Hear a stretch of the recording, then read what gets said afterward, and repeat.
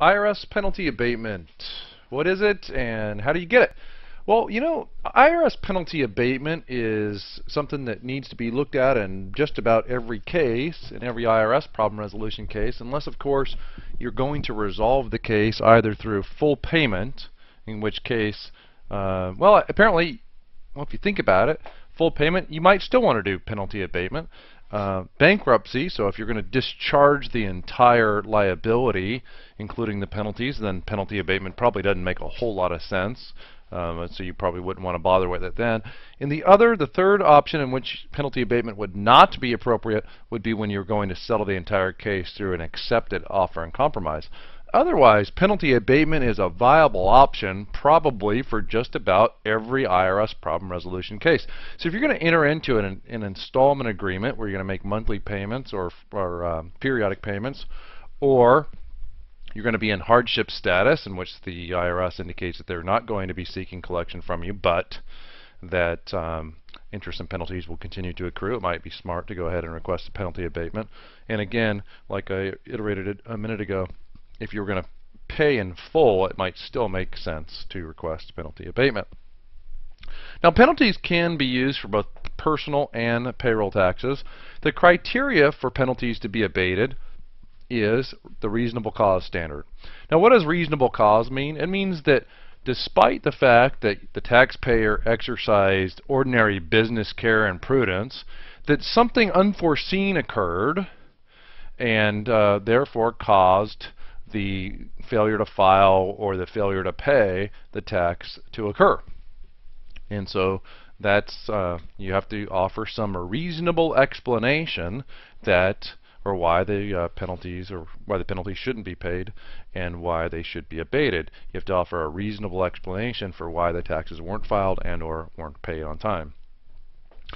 Now, what I would suggest that you do is you write out a narrative explaining why exactly you feel that you have reasonable cause and couch it in terms of that ordinary business care and prudence standard. So there was a hurricane, for example, and therefore I was unable to file and pay my taxes because all of my business records were lost when my house was destroyed. That's a pretty good reasonable cause explanation. Now, it's important to note that as the duration or the time frame for the failure to comply enlarges, it becomes harder and harder to actually achieve penalty abatement. What do I mean by that? Well, if you have a track record of 10 years of not filing and or not paying your taxes, not making estimated tax payments, for example, then it's probably unlikely that you're going to get any penalty abatement. Why? Because despite the fact that a hurricane hit your house and now you have a blue tarp on top of it, you weren't going to file and or pay your taxes anyway. That's the sort of rationale and argument that you're going to get back from the IRS. So if you can confine it to a year or 2 or 3 or even 4 maybe, then you probably have a better explanation of reasonable cause. The time frame that we indicate that it takes for penalty abatement to hear a response is sometimes something like 90 days to 180 days.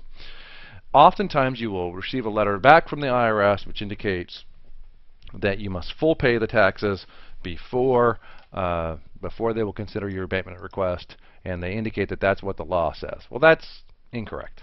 So if you get that and you don't feel like you want to go ahead and file the taxes or pay the taxes in full rather, then don't do it. Go ahead and write back a fairly strongly worded letter that says, no, that's not what the law says, please consider my request anyway.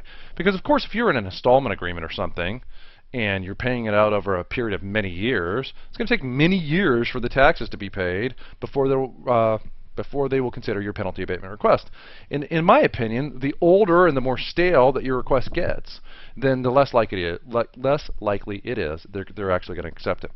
So I just wanted to point that out. What you need to do is send your request via certified mail, return receipt requested, to your service center, wherever that might be. If you're in Florida, for example, you send it to the service center, IRS Service Center, Atlanta, Georgia 39901. There's, of course, a lot of different service centers around the country. You're also going to want to make sure that you send it Attention Penalty Abatement Coordinator. That might help it get found. If you send your penalty abatement request straight to the service center without certified mail, it will most likely end up in a garbage can someplace. If you are actually dealing with a revenue officer instead of something like ACS or some some automated section of the IRS, then you're going to want to send your penalty abatement request straight to the revenue officer. Now, a little trick that they like to play on people is they'll say your penalty abatement request, I'm not going to accept it as a penalty abatement request because you dealt with too many different topics in the letter. So if you're going to request penalty abatement from a revenue officer, what I want you to do is write on the letter, please consider this letter a formal request for penalty abatement, and go ahead and list out your facts and circumstances and why you think that you should prevail, and go ahead and send it in to the revenue officer. Return receipt requested, certified mail, to make sure that they get it. If you don't hear back from your penalty abatement request one way or the other within about a 90-day time frame, then you're going to want to file a Form 911 with the Taxpayer Advocate Service.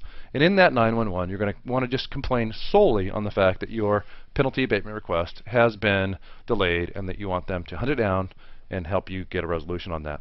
Now, if your penalty abatement request is actually denied, then you have appeal rights, and you will get a letter that says your penalty abatement request has been denied, and they'll go ahead and issue you a letter indicating exactly how to appeal that. So you're going to want to follow those directions, and definitely you're going to want to appeal that. Now, in my opinion, penalty abatement is probably one of the most appropriate things for taxpayers to do for themselves. A lot of times you'd be surprised at how little the penalties were in relation to your total balance, and that's because, remember folks, that interest cannot be abated except for in certain extraordinary circumstances which most likely do not apply to you. So when you're looking at those statutory additions on your statement from the IRS, it looks like a big number. You have to remember that almost certainly half or more of that big number in the statutory additions is in fact interest and not penalties.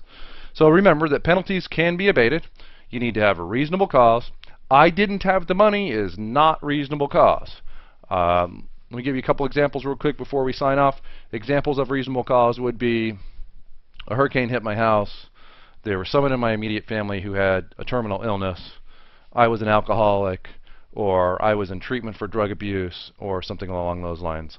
My rule of thumb, and what I like to tell people is, if the letter makes you cry, then you have a chance at achieving penalty abatement. If you're interested in penalty abatement and you don't want to do it yourself, then by all means give us a call at toll-free at 888-438-6474, or you can visit our website at getirshelp.com. Until then, thanks for listening, and please stop by the website.